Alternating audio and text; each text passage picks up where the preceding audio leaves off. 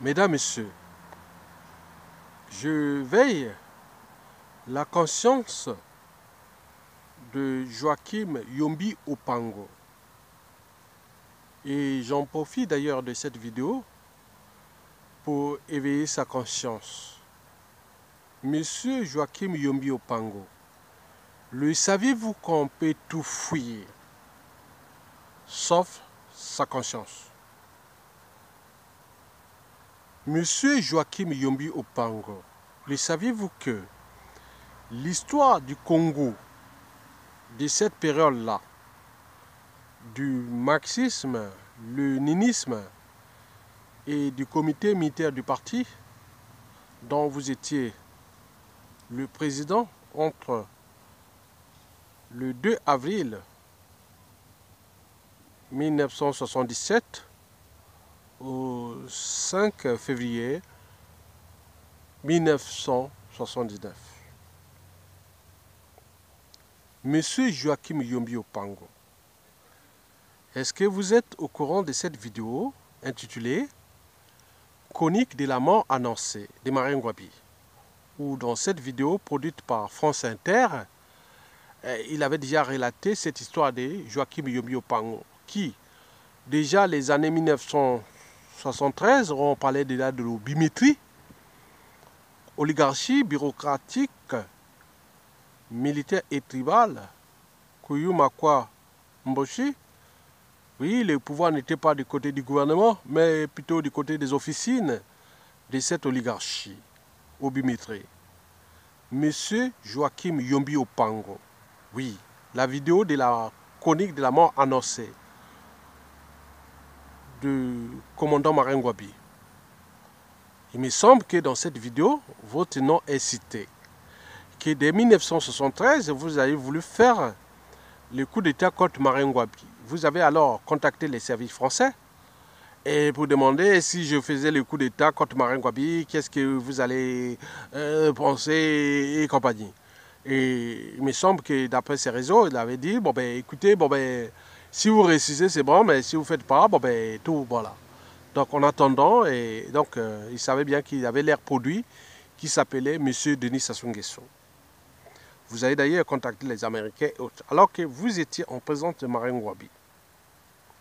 Bien sûr que Marien Ngouabi était de votre tribu, et la tribu Kouyou.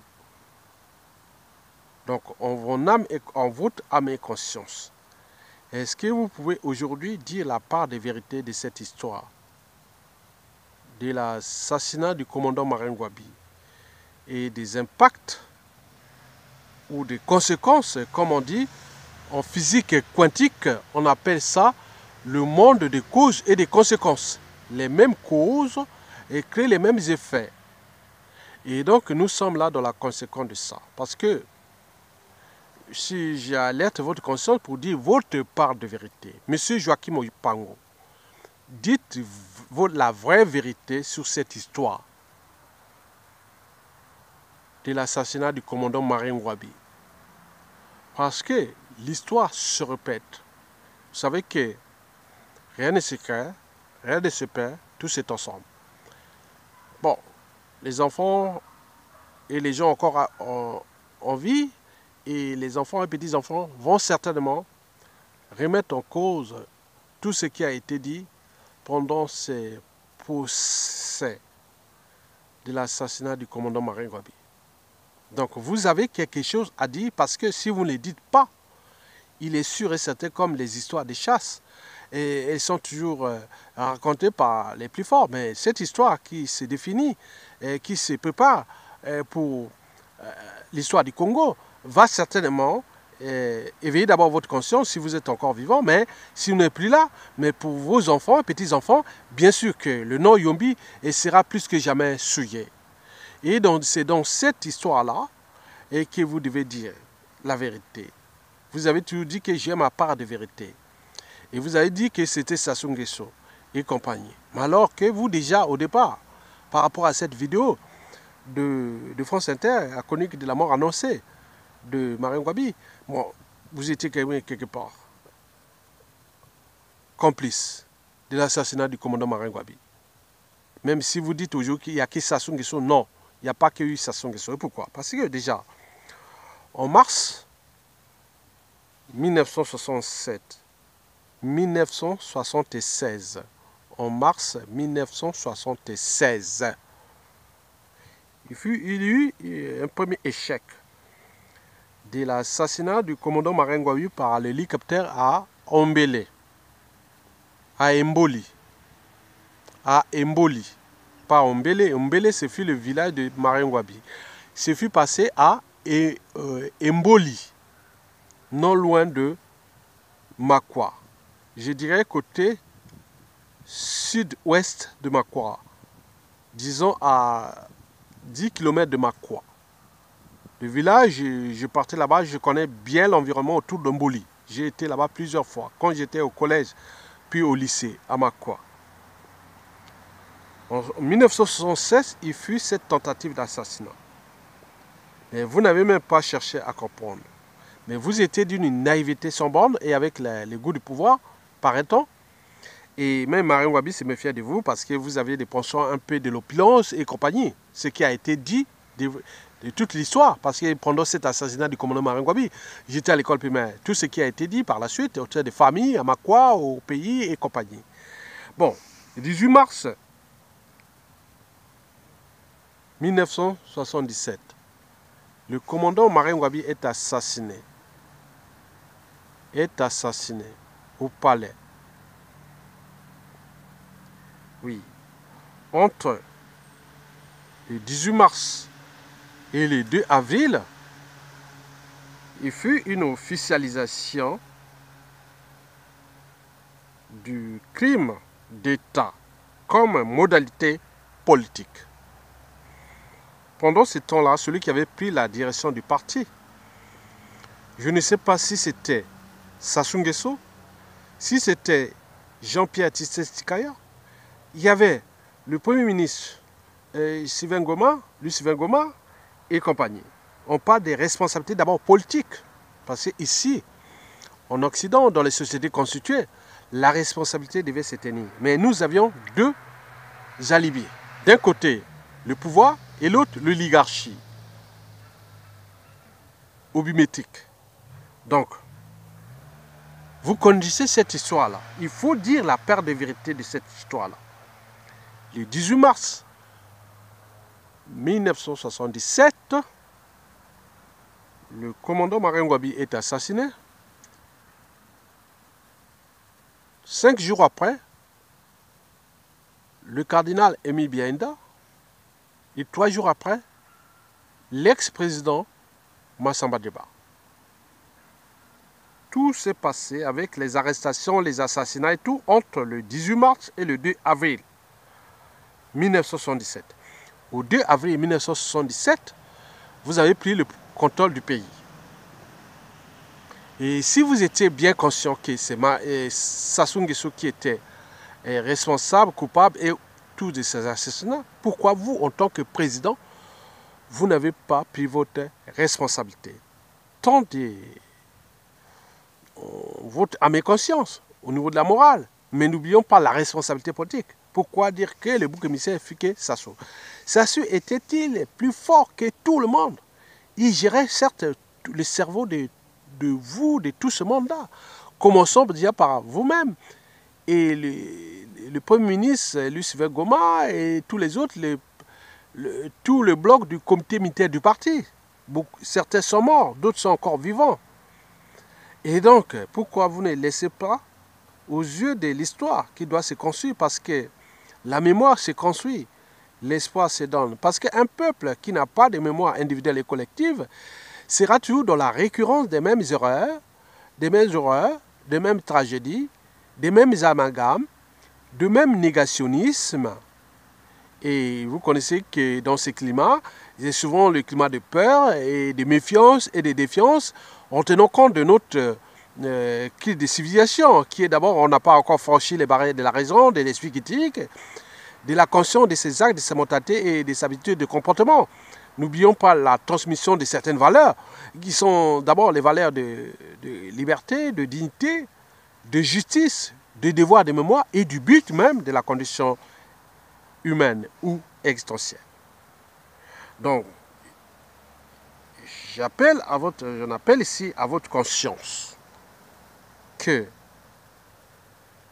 la responsabilité politique s'impose à vous. Sassou est encore vivant. Il a dit certainement pendant la conférence nationale qu'il assumait son rôle. Mais au niveau aussi de cette classe politique, pendant cette conférence nationale et puis après, ils n'ont pas interprété cette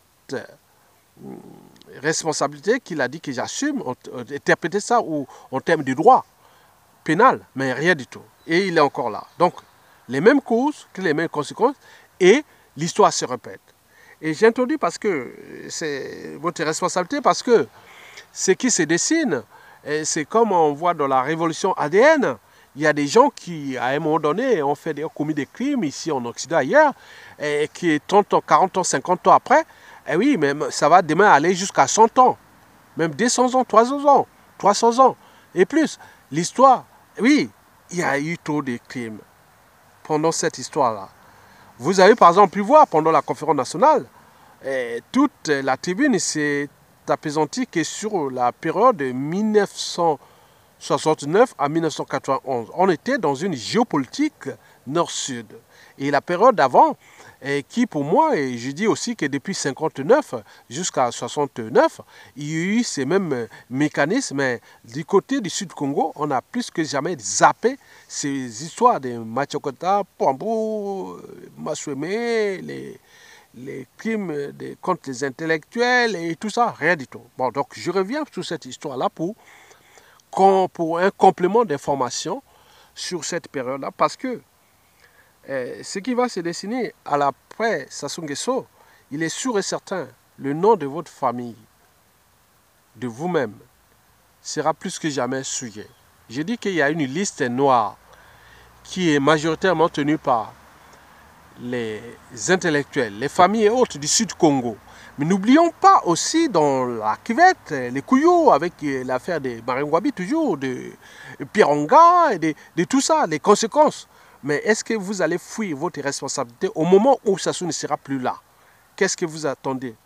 Parce que on n'est pas immortel, on est mortel. Plus parce que nous sommes quelque part des êtres mortels. Vous pouvez disparaître, mais est-ce qu'aux yeux de votre conscience, de vos enfants, petits-enfants et demain, avec ce qui va se construire dans le devoir des mémoires, et que par rapport à les monuments historiques qui seront construits après la chute de Sassou et compagnie, est-ce que vous avez dit que pour vos enfants et petits-enfants actuellement, est-ce que vous aurez, même vos enfants, demain ils pourront encore se représenter dans la Tivimboshi ou même Kouyou et ailleurs et dire non, oui, Yombi, Yombi, Yombi, non, ce sera une histoire souillée. Yombi au Pango, et on va certainement interpréter et comme le mal du Congo. Donc, je veux que vous donnez votre part de vérité sur cette histoire et qui n'est qu'au commencement. Puisque je vous l'ai dit que l'histoire se répète, la mémoire se construit, parce qu'un peuple qui n'a pas de mémoire collective sera toujours dans la récurrence des mêmes erreurs et des mêmes horreurs. Et je vous informe que à la chute de Sassou, cette histoire va être réécrite. Ce sera même l'une des priorités majeures du peuple congolais. Et tous ceux qui, à un moment ou l'autre, et qui ont ces histoires cachées, et qui doivent dire au sein des familles, et même relater naturellement, parce que quand votre nom sera affiché comme l'un des complices de l'assassinat du commandant Maringwabi, qui ne fut qu'un digne fils du Congo, qui avait pensé qu'on pouvait construire un peuple, on pouvait construire une nation. Bien sûr qu'il fut un être doué d'une naïveté, d'une passivité sans borne, et qu'il s'est laissé broyer par Sassou Nguesso. Et n'oublions pas des enjeux géostratégiques, c'est-à-dire la France-Afrique, la guerre froide, les problématiques des intérêts économiques majeurs et de la lutte viscérale ou même chronique entre nous dans le but qui n'est pas que seulement de penser ou de repenser l'évolution de notre peuple. Mais on est qui là pour le pouvoir, Et voilà, on a vu ça. Maintenant, le pays est en train d'être noyé, les vies sont déjà brisées, les familles brisées, les tissus sont déjà pareils, et ça sont encore là. Et personne ne peut prendre ses responsabilités même historiques, de dire non, mais face aux circonstances atténuantes qui pourront arriver, nous avons les réseaux, nous avons ça, mettons ça sont hors d'état de nuit, pour que nous puissions réécrire cette histoire-là, vite fait. Mais vous n'êtes pas capable. Mais je reviens sur la liste noire, parce que moi-même, en tant que Congolais du Nord, de la Kivette, et vous savez que la responsabilité est parfois collective chez nous en Afrique, et notamment au Congo. On me dit, oui, mais ça, il y a Tonga. Mais tu peux dire ça, oui, on te respecte, mais quelque part, vous les nordistes, vous les gens de la Kivette, Makwa, Kouyou, Mboshi, vous avez détruit ce pays, quoi. Mais on oublie aussi que depuis ces années-là, on n'a pas construit un socle contre le tribalisme et contre ces choses-là. Ben, on est au cœur d'une anthropologie sociale qui, chez nous, n'a pas encore franchi les barrières de la société et de la civilisation. Donc, dans ce cas, les devoirs de mémoire, j'interpelle votre conscience de dire maintenant la vraie vérité. Au lieu de dire que j'ai ma part de vérité, jamais dit la vérité. Jamais, jamais. Et tous ceux qui sont comme Yombi Opango, qui ont cette histoire à écrire, parce que je vous l'ai dit sincèrement, que cette histoire-là, dans l'espace et le temps, elle va se retourner contre vous-même. Parce que, bon, je vous dis sincèrement, la mémoire est dans les familles. Et oui, quand elle va se révéler, parce que qui peut croire que parmi ces victimes, demain seront des présidents de la République, en tenant compte de l'évolution des sociétés nouvelles qui vont arriver, déjà la civilisation 2.0, puis 3.0, Web 3.0, tout est visible, tout le monde voit tout le monde, on a cette histoire. Donc si vous ne commencez pas à la repenser, c'est contre vous-même déjà, votre existence, si vous n'avez pas de conscience, bien sûr. Bon, si vous avez une conscience, vous dites non, mais mes enfants, petits-enfants, demain, on en parlera sur le plan purement administratif. Il va dire quoi? Moi, je suis l'enfant, petit-fils de Yombi Opango. Au Congo, vous croyez que ça va être possible comme ce fut depuis ces années-là jusqu'en 2018 aujourd'hui? Et demain, non, c'est pas possible. Donc, il y a des drames, il y a des choses comme ça que nous étions dans le Moyen-Âge politique. Et je pense que l'évolution des sociétés et des nouvelles sociétés civilisationnelles qui sont là, que les gens ne peuvent plus laisser, et les gens continuer à tuer les gens abusément, abuser les vies des uns et des autres abusément sans qu'il y ait aucune réaction. Mais la réaction viendra toujours des enfants, petits-enfants, et qui à un moment donné, dit ah tiens, par exemple, moi, ma famille n'a jamais été impliquée au niveau politique sur l'histoire du Congo. On est nombreux dans ce pays. Mais tous ces gens-là, il y aura d'autres certainement comme moi qui vont dire il faut repenser cette histoire-là dans le cadre du devoir de mémoire, construire cette mémoire-là, que nous avions déjà les idées, les utopies, les rêves, les outils d'aide à la décision et tout ça pour construire ça, pour qu'on ne répète pas les mêmes erreurs et les mêmes horreurs. Et donc, j'en invite à vous, monsieur Yombi Opango, de prendre votre responsabilité historique. De prendre simplement votre responsabilité historique. Monsieur Joachim Yombi Opango, prenez votre responsabilité. Au lieu de nous tourner en rond, que j'ai ma part de vérité. Rien du tout. Donc, ça va aussi de la famille de Jacques au Coco et de tout ce monde-là de la Kivette. Je ne veux pas les citer les uns et les autres. Il s'agit bien sûr d'une responsabilité à l'échelle d'abord régionale. Parce que ce qui se dessine, et si nous ne prenons pas notre responsabilité, nous pourrons alors perdre cette histoire qui, certainement, aux yeux de la conscience des individus, des enfants, petits-enfants, arrière-petits-enfants, diraient oui, non, c'était pas bien, ces gens-là. Donc les noms-là seront souillés.